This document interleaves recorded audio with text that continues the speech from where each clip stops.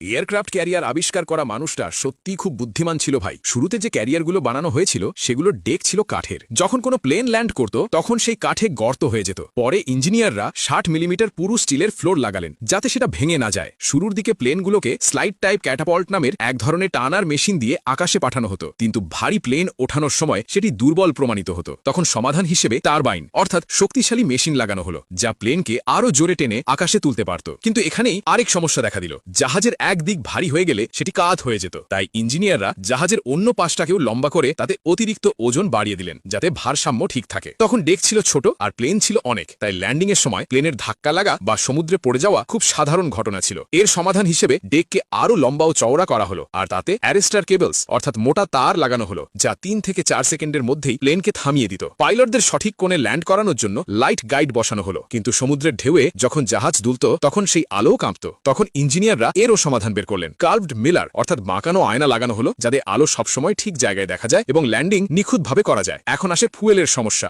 একটা ক্যারিয়ার প্রতিদিন 600 থেকে 800 টন তেল খরচ করত। ইঞ্জিনিয়াররা এরপর এতে নিউক্লিয়ার পাওয়ার সিস্টেম অর্থাৎ পারমাণবিক ইঞ্জিন লাগালেন। এতে মাত্র 3 টন নিউক্লিয়ার ফুয়েলেই পুরো জাহাজ 6 মাস পর্যন্ত চলতে পারত। তো দেখো বন্ধুরা, সময়ের সঙ্গে সঙ্গে জিনিসগুলো কত বদলে গেছে, তাই না? এমন অসাধারণ ইঞ্জিনিয়ারিং এর জাদুকে লাখো সালাম ভাই।